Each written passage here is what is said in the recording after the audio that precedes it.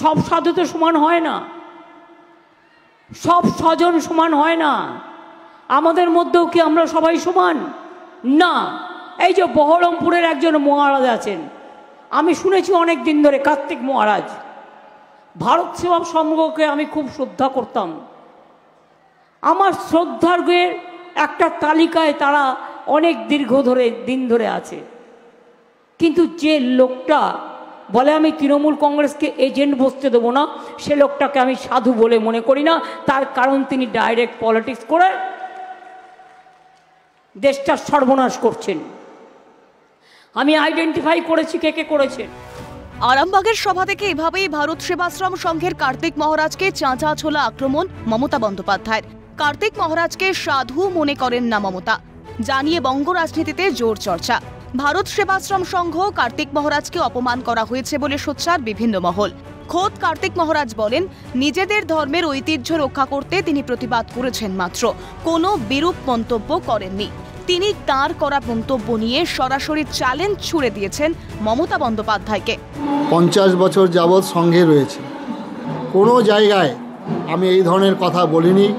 কার্তিক মহারাজ কোনো রাজনৈতিক দলের তাবেদার নয়, কিন্তু কার্তিক মহারাজ নিজে, আমি হিন্দু সন্ন্যাসী, এই রাজনৈতিক দলের একজন এমএলএ সিটিং হুমায়ুন কবির, তিনি যে ভাষায় বক্তব্য রেখেছেন, মুর্শিদাবাদ জেলায় হিন্দু হচ্ছে 30%, মুসলিম হচ্ছে 70%, তিনি 2 ঘন্টার মধ্যে 30% হিন্দুকে গঙ্গায় ভাসিয়ে দিতে পারেন।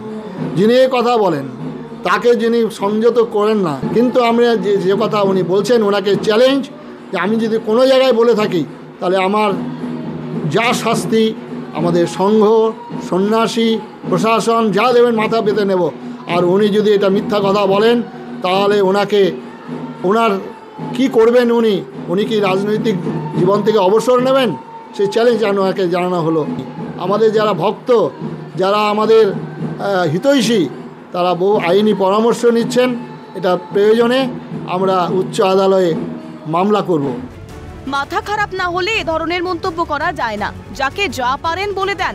মমতাকে পাগলি আখ্যা ভারত সেবাশ্রম সংঘের সন্ন্যাসী আত্মস্থানন্দজি মহারাজের। পাগলি যাকে বলে, সে একটা পাগলি, তার কথার কিছুই ঠিক নাই।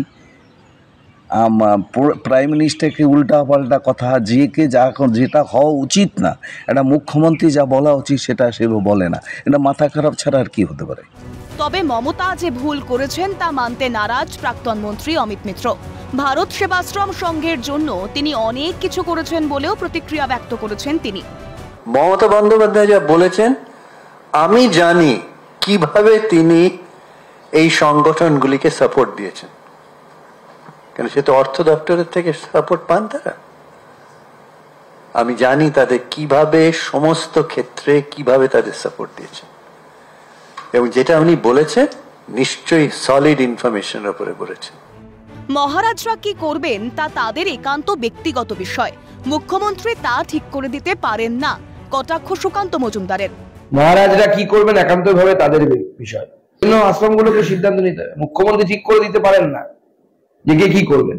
দেশের ভালো করার দায় কি শুধু মুখ্যমন্ত্রীর ঘাড়ে দিয়ে দিয়েছে নাকি উপরওয়ালা? ধর্মীয় সংগঠন ও গেরুয়া বসনের বদনাম করে যা পাপ করছেন মুখ্যমন্ত্রী, সেই পাপই একদিন তাকে ডোবাবে বলে প্রতিক্রিয়া দিলীপ ঘোষের। কথা, মুখ্যমন্ত্রীর মাথা খারাপ হয়ে গেছে, কাকে কি বলছেন ঠিক নেই। উনি মৌলবাদীদের রাজনীতি করাতে পারেন, তাদের সঙ্গে নামাজ পড়ে তাদের ভোট নিতে পারেন, কেন আমাদের সাধু সন্ন্যাসীদের কি রাজনীতি করা বারণ আছে নাকি? আজকে হিন্দু সমাজ বিপন্ন, হিন্দু সমাজের মহিলারা বিপন্ন, সে কথা তারা বলবেন না?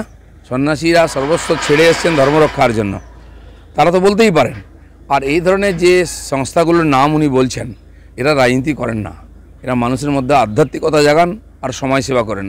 উনি তো দেখেছেন আইলা থেকে আরম্ভ করে আমফান থেকে ভূমিকম্পে এই সাধু সন্ন্যাসীরা আগে গিয়ে লোকের সেবা করেছিলেন শেষ দিন পর্যন্ত।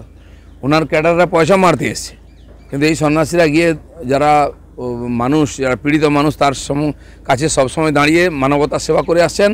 ভারতবর্ষে এটা যুগ যুগ ধরে হয়ে আসছে। তো এই গেরুয়া বসন আর এই যে ধার্মিক সংগঠন, এদের যে বদনাম করছেন উনি, এই পাপ ওনাকে ডুবাবে। গেরুয়া বসনকে আক্রমণ মানে ভারতীয় সংস্কৃতিকে আক্রমণ, মমতার মন্তব্যের সরব শ্রমিক।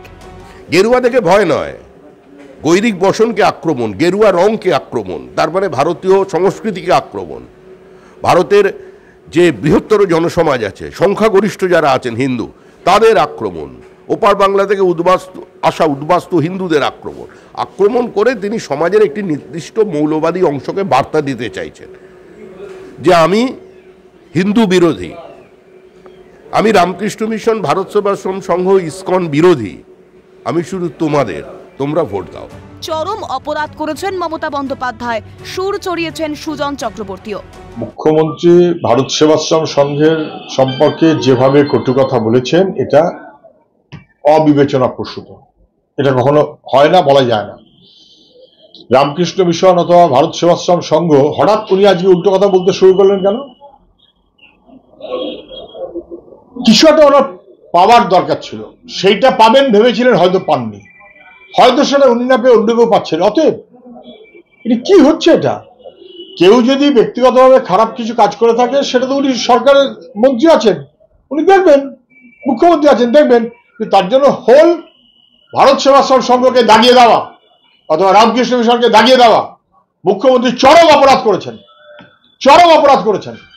বামফ্রন্টের আমলে এই সমস্ত সংস্থা তার মতন করে কাজ করেছে। বামফ্রন্ট প্রার্থী আশা করেনি, বামফ্রন্ট কখনো কটু কথা বলতে হয়নি।